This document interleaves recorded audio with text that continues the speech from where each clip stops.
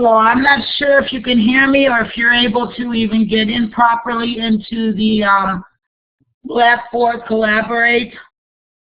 So hopefully as more people come in, you can hear me. Hello, hello.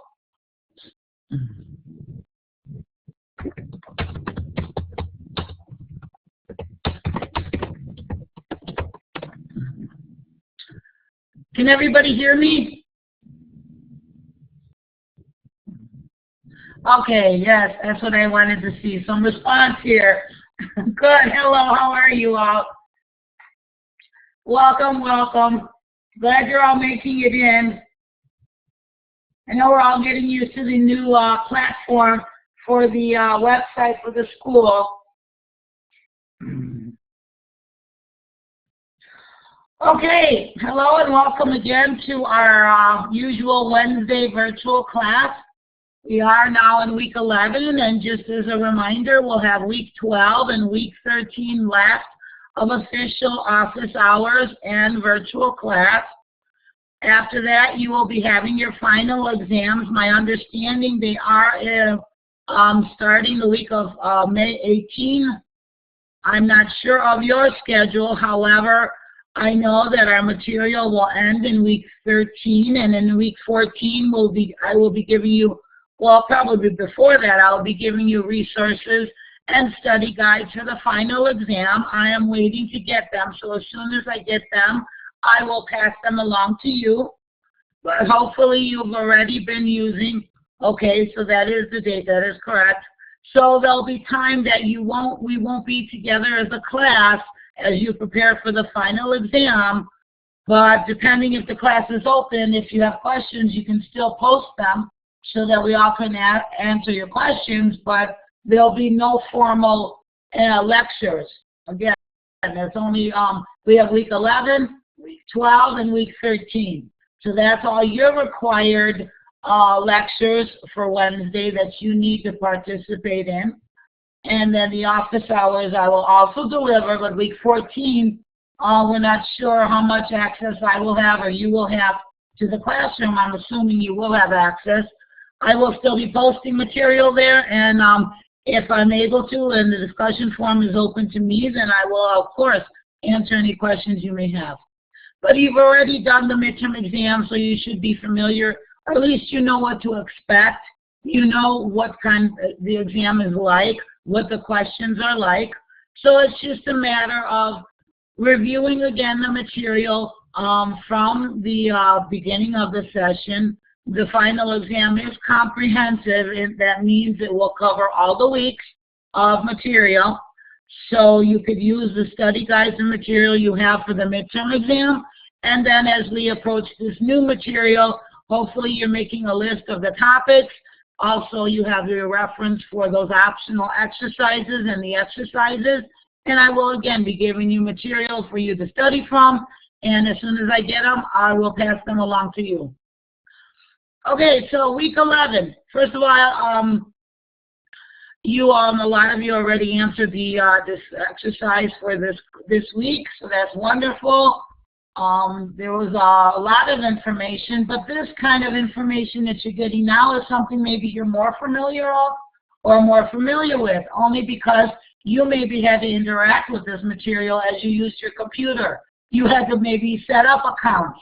Maybe you set up different accounts on your computer system that you use, or where you work. You saw that there's different levels of accounts, different levels of access, and that's really the basics of system protection, allowing only those who are allowed to get in certain areas are allowed to do so. So that has to be a combination of the system administrator and the software. So it has to work together. But the system administrator has to then set up these access rights. Who can do what with what material on the computer? Maybe you've even experienced that. Maybe you tried to download something on a computer and the message came up that you need administrative rights in order to do this, or privileges in order to do this. That is the basics of system protection, allowing only the actions that each end user is assigned the actions in the software they can access and the operations they can implement. And then depending on your username and login ID and password will then determine right away what access you have and only allow you to do what you should. So this is a way that it has been used as a strategy to protect the system so that those who do not have the correct access rights can't do those actions. So it's a mechanism for controlling the access of programs, processes, or users to the resources defined by a computer system. That sentence pretty much encapsulates what system of protection is all about. So we have to have a way to set this up. Again, it is a mix between the system software and some person or a system administrator that sets up the access rights. Anytime you get hired in a company, you will be given a password and login ID. And with that will be the associated access rights, depending what kind of clearance you have, what level of security you are at. Some will have more, some will have less. So it's a matter of making sure this is set up properly. And also another issue that comes up is what if employees are terminated? What happens to their access rights and their login ID and password? They should be deleted, but sometimes they're not. So not only, again, the software only offers you so much in this protection, but it's the system administrator and the users that have to make sure that they follow the policies and procedures properly so that the access then is as well adhered to as it's set up in the system. So we have goals, principles, and domains of protection. Domain is a very important concept when it comes to system protection because the domain, it pretty much identifies what every user can do or not do. It is the information or the files and the actions that they are allowed access to and allowed to implement. So it's a matter of how does the software then make sure that each is only allowed into their own domain. How is the domain set up? Again, there is some interaction with a system administrator that has to set up these domains. There are some default settings, but it all depends on the company and who you are in a company and who the system administrator puts you in as. So it's a combination of many levels of activities that set up the system protection. But what is nice, you have this matrix. This matrix is like a table. Anything that allows you to set up and list information is a way then to be able to translate that into what the computer can do. You have to make these settings in the software, so you have to make sure when you make these settings they're done properly. And a matrix is a way to kind of logically represent these levels of access and just to make sure you get it correct. It's very easy to make a mistake. You know, if you have 1 million employees, that is something that is a very important task that needs to be done correctly. Using a matrix allows you then to take it from the logical viewpoint of this list and be able to then coordinate with the software what it is that you intend and what you want to set up. Because the software can very easily read a matrix, and all it needs to do is just compare the value that's in the matrix. You know, if they have access to a particular file, then it would be represented as a certain value in the matrix. If they don't, it will be then represented at a different value.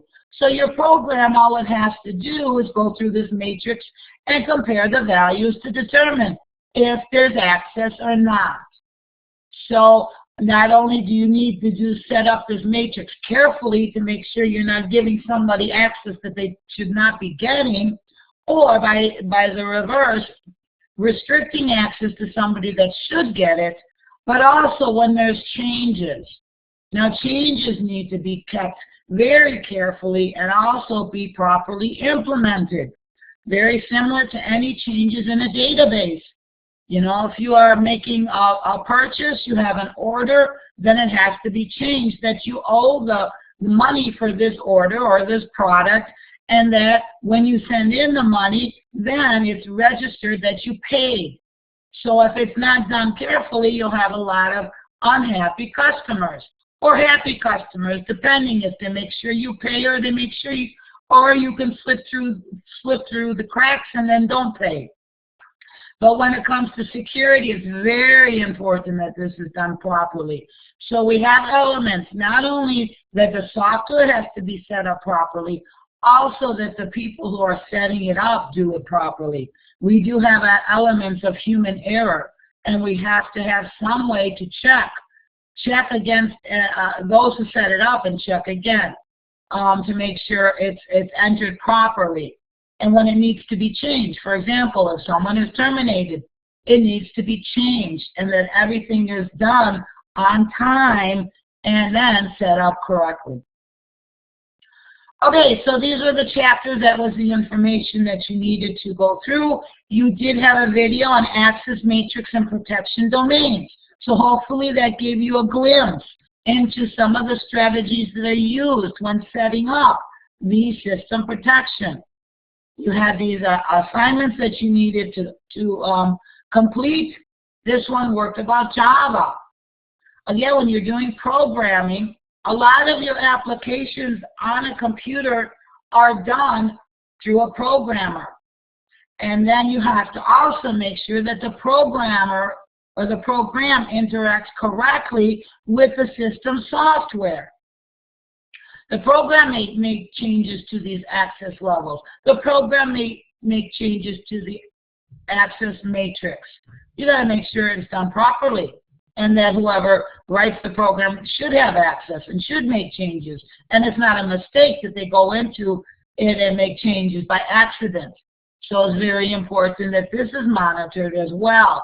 So there's a lot of levels to the system's protection that has to be done properly. You have it from the software, from the operating system, to the system administrator, and then to the programmer and other application programs that it can impact this and make unwanted changes. And then we have how can systems implement the principle of least privilege. We have, again, how do you set up access levels? Do you have priority? Do you have privileges? What strategies are you going to use when you set up these access levels? There are some standard best practices that are used in a company, and there's just some basic things, like, for example, you shouldn't let students into the files where their grades are, because then students have the opportunity to change their grade. So you can't allow that to happen, or you can't have customers allowed into their bills, because they may change those bills and put in that it's already been paid. So it has to be set up very carefully and properly. So the goals. Now we have a model. What does the model mean? The model is just some higher level design in order to kind of do what most companies will encounter. What kind of users? What kind of domains? There's a lot of basic software that every company has. There's a lot of basic levels that every department will have. So this model kind of draws upon that. Now, your particular workplace or situation may be different, but this is something that's general and specific to all typical companies or access to computers. So the goals, those are the goals, and these are the principles. Obviously, we want to make sure it's done properly. That's the main goal, and the main principle is to make sure there is a structure when things are changed. If you make changes, then the proper tables are all changed. The proper notification is given out to the employees or to the customers. You know, there's some levels of actions that have to be completed, and they have to be completed properly. You can't have a system administrator all of a sudden just change your access level and never let you know. So what this principle of protection stems from is a principle of least privilege. So you want to make sure everybody is given just the right amount of privilege for what they need to do. They shouldn't be given more, they shouldn't be given less. And that makes sense, because you don't want someone to be given more and by accident change things that they shouldn't be changing, or getting into things that they shouldn't be getting into. And then you can't have it less, because you got to make sure the employee has to be able to do the job that they need to do. So it's it is a task that needs to be set up properly. Typically when you walk into a company, this has already been set up. But if you have a new computer system being set up, then you have to start from ground zero, in the sense that you have to then set all of this up. But again, you do have a lot of best practices and standards that are done for all companies, and that's typically what system administrators will follow when this is set up. Also the software, there's a lot of software that will give you some indications and default settings that if you're not sure, always rely on a default setting, because it is what is most frequently done. So a domain can be a user, process, and procedure. So I did mention this domain. This domain is the area and the level of access any user, process, or procedure may have. Now again, it's not just a user, but it's also in the sense of process. You have a program. Well, the program, you can write a program to go in and completely erase an access matrix table, but you got to make sure that it doesn't. Sometimes you have intention of employee to do something that's wrong, or sometimes you have a virus in a program to do something wrong. So you have to make sure that it's protected regardless of how it gets, or how the attempt is made to change it. So domains, what do we have? We have a lot of just different operations. We have reads, writes, executes, and prints. So we determine what levels everybody has. A domain is the set of access rights. And then also inherent, it's not only access rights, it's also the material that it can access and the operations that it can take. So any questions so far? Are we good on at least the basic approach to access levels and protection? Are we good? Any questions so far? Anybody? Hello?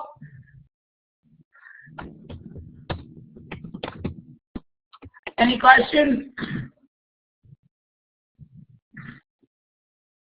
Okay, good, it's clear. Okay, so every operating system will have its own way of approaching this. A lot of them are similar and the same, only because it's just the basic, basic best practice. Okay, so how is it done in UNIX? So this is information on how UNIX takes care of these access levels. They do say UNIX is a little stronger in its security and its protection because of the way the files are created. Files have owners.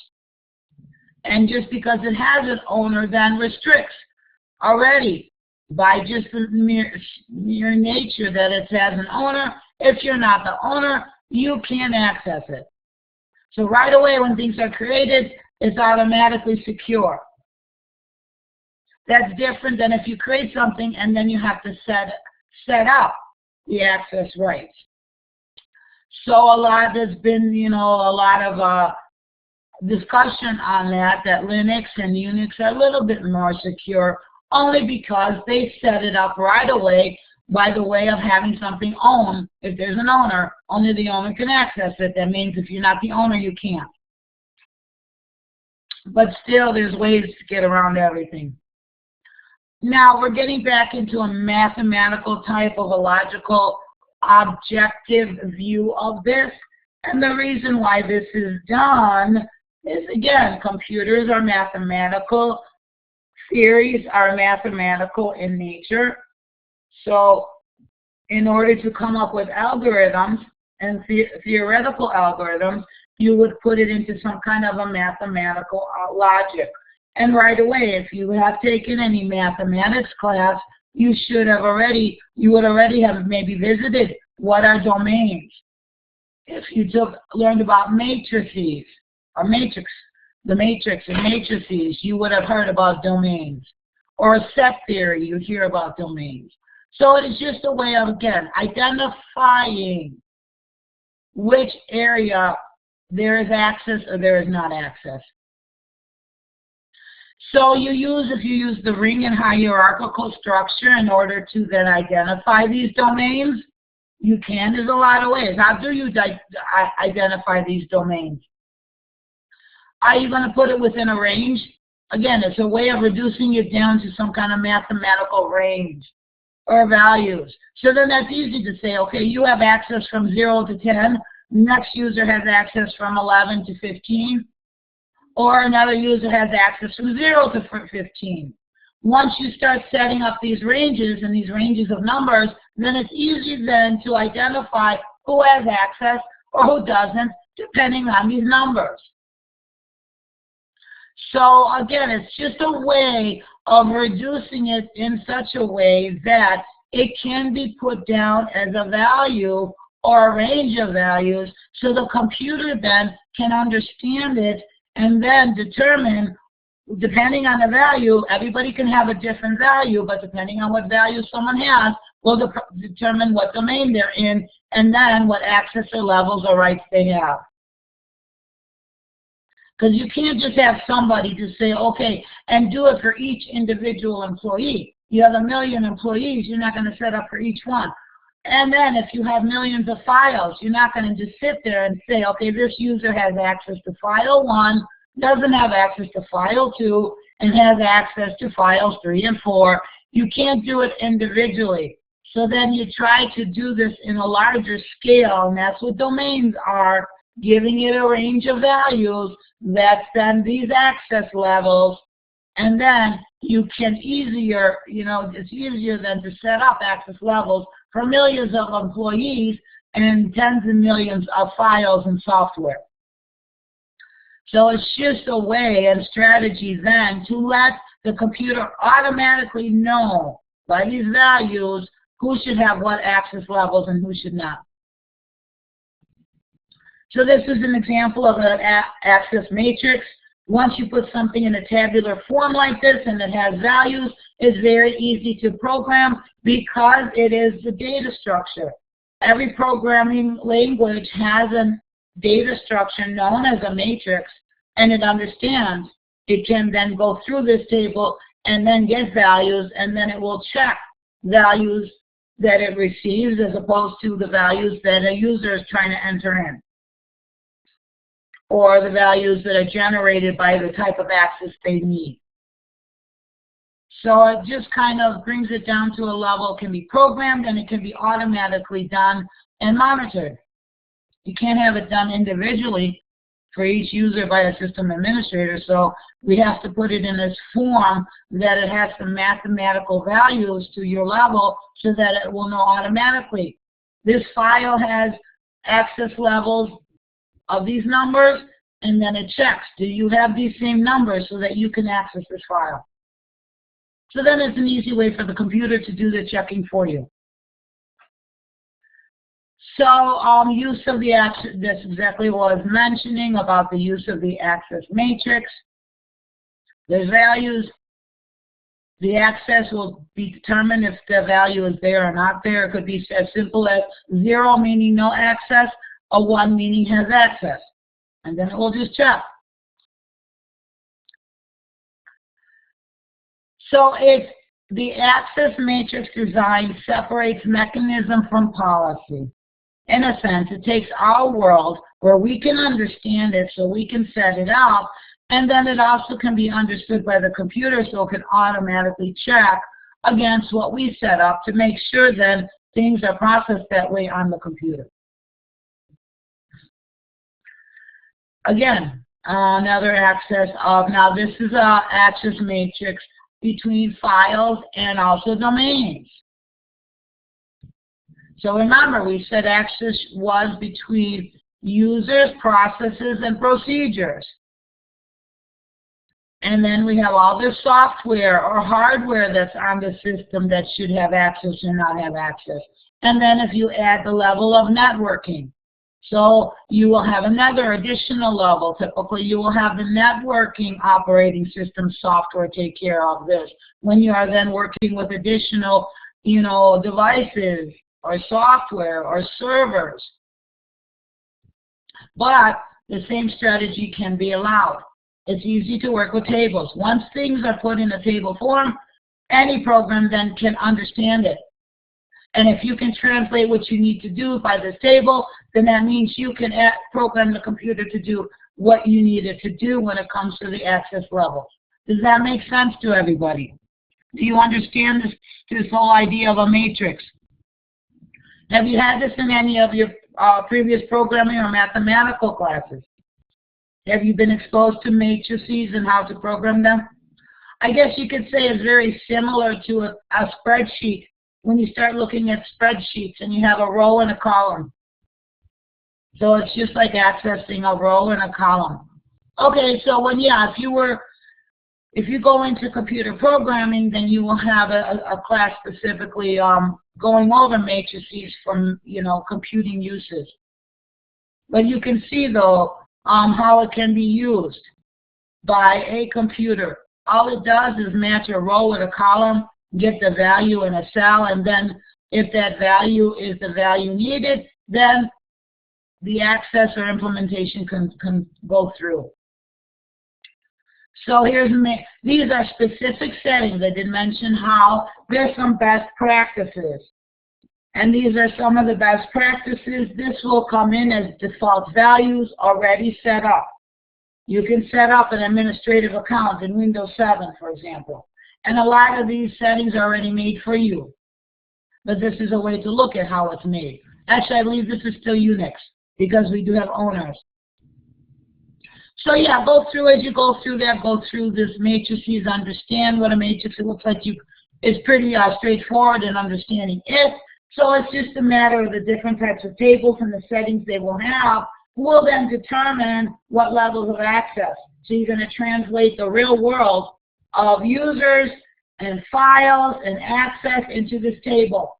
And once it's translated into this table, then the software and program can understand the table, and then everything should function like it should. So go through that information. Again, it's just a way to work with a matrix in the programming language. And I don't think there's any more information here other than actually getting down and understanding what a matrix is and how to get values. But if you liken it to a spreadsheet, if you ever created any formulas in a spreadsheet, very similar. So SOLARIS is another one that we will be looking at. Again, in week 13, we're going to look specifically at Windows 7. So we'll learn this in a little more depth. But again, as you know, there's other operating systems out there. We just visited UNIX, now there's SOLARIS. So you can go through how SOLARIS sets this up. And also, to know that things have to not only set up access levels and rights, it should be able to change it as well as delete them. Now, language-based protection, this is when you are actually doing some programming. You may have to do that depending, you have an application that accesses it.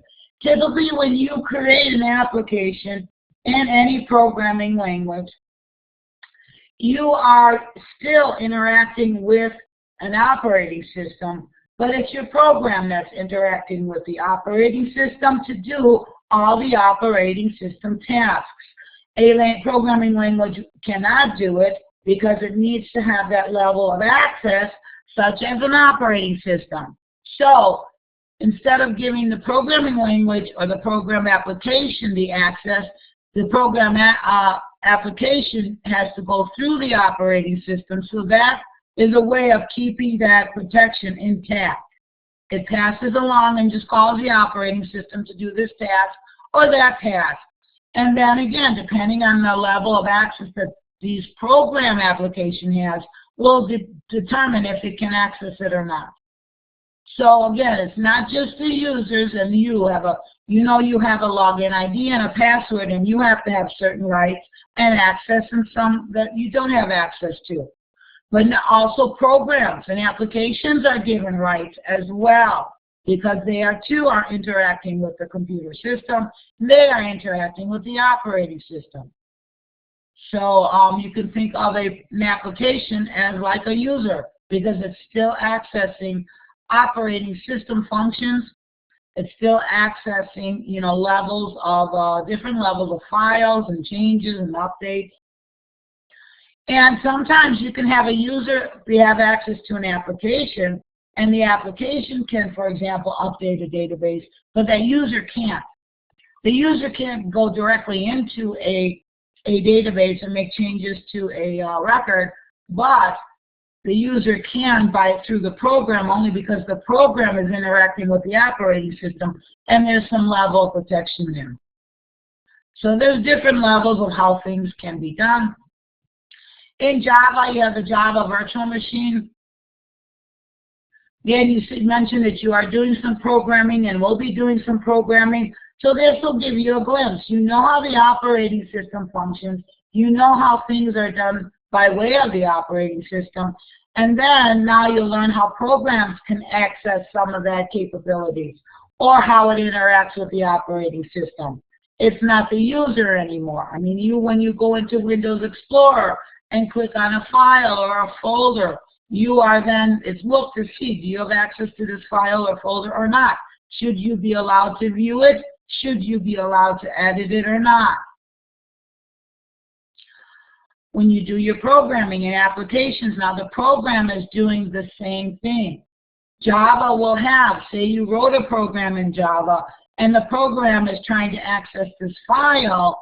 However, it doesn't have access. It doesn't have the access rights to go to this file. But sometimes that's a good thing, because a program can be written a little bit incorrectly and trying to access a file that it should never touch and never change. So it's a good way then to prevent errors making just by simple programming errors. Again, because it's a human who's writing this program, and sometimes mistakes can be made.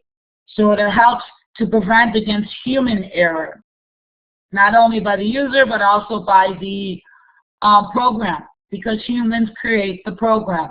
Very important. Just because it's a program doesn't mean it's going to do everything correctly. So, wait, I'm trying to look for,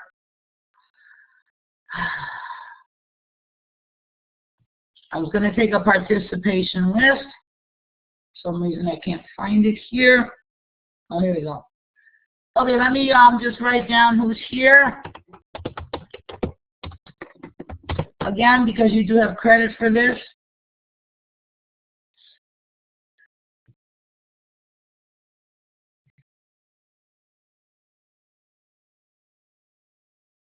Okay, so just know there's different levels between users, between programs, and it has to be monitored. We have the Java virtual machine that helps us a lot of that. Also, the way data structures are done. Remember, programs are accessing memory, are accessing files, are accessing devices. We got to make sure that they have permissions to do so. So this is a way of incorporating it in your application, or your interaction with the operating system will also have this type of monitoring. So again, just understand that there's different domains, and the domains are set up. A lot of them are based on best practices and standard industry standards, but they do have to be set up. If it's used by default settings, then they are set up, but a system administrator may have to come in and make changes. A program may have to come in and make changes as well, depending on what a program is allowed to do. So there's different levels. We have them, again, from users to processes to procedures. So depending on what's being done, and you have to carefully look at it and make sure that there's no way it could do something that it's not supposed to do. Unfortunately, it happens, But if it does, then you have to have some way of catching it and then changing it if it happens, so there's no disaster down the road. So are there any questions on this? Are you more familiar? Has any of you encountered your administrative account on your computer, or did you ever get a message that says you can't do this because you don't have the rights to do it? Has anybody seen that kind of message? Where you tried to do something and it said you cannot do it because you don't have the right to do it, the rights. Okay, so you're familiar with how these strategies, and again, there's different levels of it that need to be monitored. Again, you have users, processes, and procedures. Different operating systems have different ways of setting it up. Some of it is standard, again, using default settings and default typical organizational hierarchy. When you are translating from a company, you have a hierarchy, and depending on what department you work for, what level of management you're in will determine what access you have. For other agencies, there's even higher levels. Like if you're working for the government, you will even have higher levels of clearance and security. So we have to make sure that how we want our real world to interact with all those files and software, we have to make sure that we are programming it in properly so it is followed. Okay, so that's all I have to discuss right now. Hopefully you're able to review the material, understand it, and again, set up those topic lists with brief descriptions. As soon as I get information on the final exam, I will pass it along to you.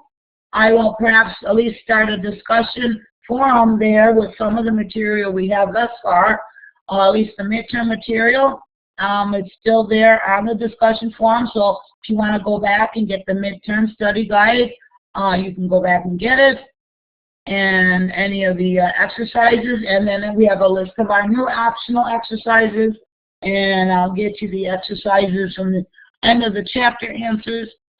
And I think you will say you did a wonderful job in this class.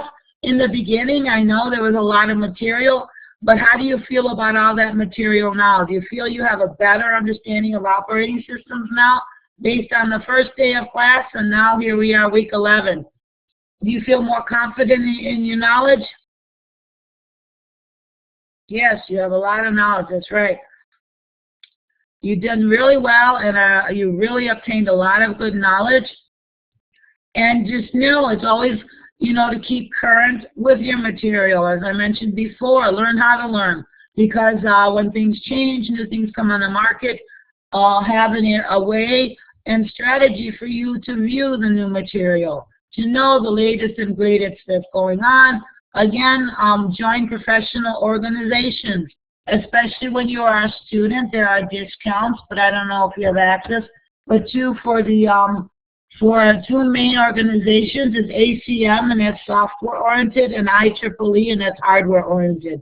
So these are organizations that you should look at and know. These set the standards for what is used in the technology world. Okay, with that, I'll let you go and use the extra time then to do more work if you want to do, study more. If not, we will see you then next Monday for our office hours for week 12. Again, we have 2 more weeks of material, and as always, your assignments are due by Saturday midnight, and then as soon as you get them in, I'll be grading them, and then we'll be starting week 12. And if you have any questions, don't hesitate then to, there's the ACM and IEEE. And don't hesitate then to ask any questions in the discussion forum. And with that, have a good evening, unless there's more questions. If you have any more questions, if not, have a great evening. I always give you this extra time. Maybe you allotted a whole hour, you have 20 minutes to do some extra work. Maybe complete your exercises, questions for this week if you haven't done them.